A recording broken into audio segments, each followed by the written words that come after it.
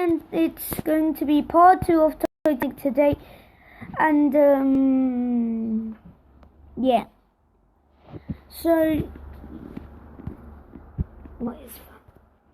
So, first of all, we are going to look at Try Not to Laugh again. Not on Blue, my favourite song though.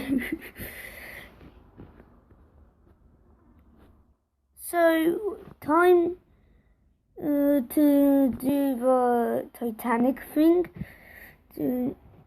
So, first of all, if one of you live in Southampton, that's where I live, so rest in peace to Titanic.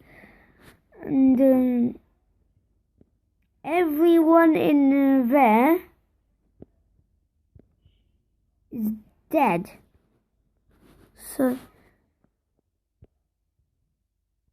if you guys think the Titanic will get back up again, we don't know what will happen to her. So we're gonna watch where are the bodies of the Titanic that went down with her in the water. It weighed 46,000 tons, yet floated on water. At over 882 feet long and 175 feet high, the Titanic was an unforgettable sight. The company that built it wanted the largest ship with state-of-the-art technology and every luxury imaginable. It was not disappointed, as the Titanic left England April 10, 1912, on a journey that would span the Atlantic. Many watched as the looming figure of the seemingly perfect ship vanished into the distance. That's Southampton, boys. That is Southampton. Well, there's distance. None expected it to sink just 4 days later. Today we find out the fate of those on board in this episode of the infographic show. Where did all the bodies on the Titanic disappear? The Titanic was the brainchild of the White Star Line, a shipbuilding company in direct competition with the other companies of the time. One of these, Cunard, had built the Lusitania and Mauretania in 1907. Nautical masterpieces that crossed the Atlantic at record-breaking speeds, and thereby earned their builders widespread acclaim and recognition. Not to be upstaged, White Star set about to make not one but 3 passenger ships to surpass all others in both size and luxury: the Titanic, the Olympic, and the Britannic. To their credit, builders Harland and Wolff succeeded in creating what were the world's largest man-made objects that moved. However, this feat came at a cost. If you guys couldn't hear me, I said that the Olympic and Britannic are the Titanic sisters. That's what I heard. The quantity of materials needed for these vessels was immense. As steel and rivet supplies dwindled, they were forced to use inferior versions, held together with lower-grade plates and rivets. Many believe the Titanic was doomed from the beginning. Indeed, evidence suggests that instead of bending as high-quality steel would do, pieces of the hull shattered and rivets broke as the vessel made impact with an iceberg off the Newfoundland coast. Less than 3 hours later, it was at the bottom of the sea. Ironically, the Titanic had been dubbed unsinkable due to its believed infallible design. It not only had electronic controls and a wireless communication system, but was equipped with sealable compartments to keep it afloat. However, as they called that ship, the Titanic, the unsinkable ship.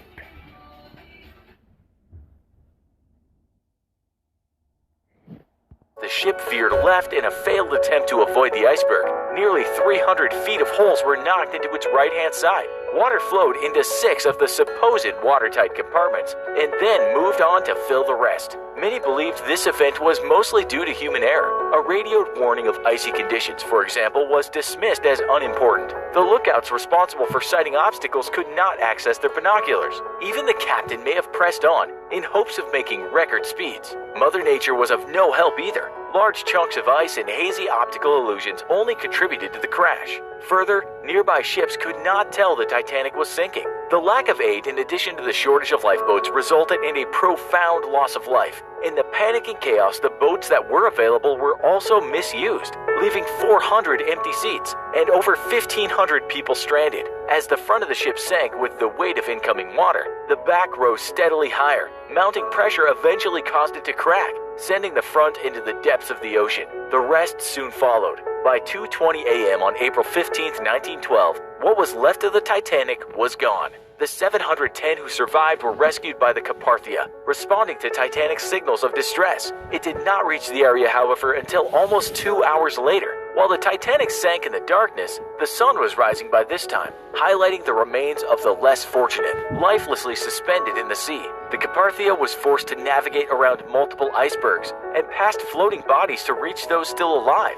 Despite its best efforts, some of those rescued later died and were buried at sea. In all, over 1,500 passengers were lost. Compounding the tragedy further was the fact that of those who perished, only 340 were found. Some believe that these low numbers were in part due to weather. There's evidence that after the Titanic sank, a huge storm swept through the area, scattering those adrift over as many as 50 miles. In this case, by the time ships came for the bodies, recovery of many was impossible. Those who still floated beside what was left of the Titanic's doors, pillows, and chairs continued to be discovered throughout April and May. Ships such as the Mackay Bennett spent days pulling out those strapped to life jackets, identifying them and tagging their bodies for return to families or for burial. Sadly, even after many were gone, some operations were unprepared for the corpses that remained. There are reports that as vessels ran out of space, bodies of third-class passengers were tossed overboard in favor of those from first. In all, while a few hundred were lifted from their watery graves, upwards of 1,000 were unaccounted for, never again to be seen. What is left of those who were scattered all over the ocean's surface remains unknown. However, it's believed that a majority of those missing went down with the ship. Indeed, the underwater scene of the wreck, discovered miles below the surface of the Atlantic, holds countless indicators of death on a massive scale. A haunting photo from the surrounding seabed reveals boots and a jacket in positions to indicate that they once covered a body. This suggests the presence of what would have been a corpse, though no bones can be seen. Experts explain that what was a body and then a skeleton may have long ago turned to sediment. Additional shoes littered the ocean floor, a ghostly reminder of tragedy long ago. Some who have ventured inside of what's left of the Titanic have even seen clothing in there as well. A few explorers in the area claim to have found both a ring and a finger, but they reburied these without a trace. No other such discovery has been documented. The evidence that corpses once surrounded the Titanic and rested within its outermost structure is strong. However, what is deep within the wreck is up for debate.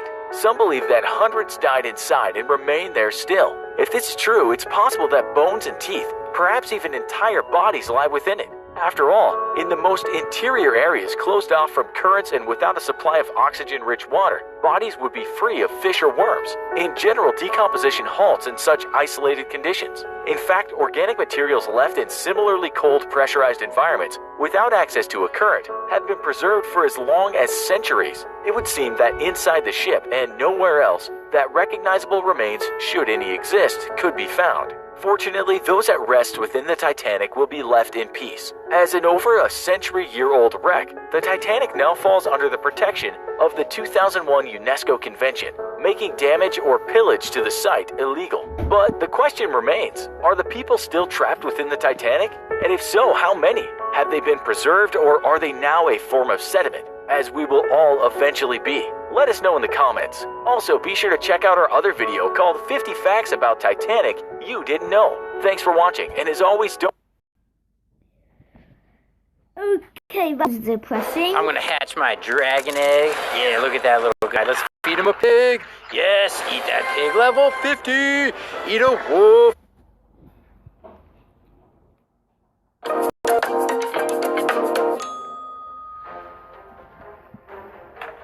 Have you ever met a person who hasn't ever heard the story of Titanic?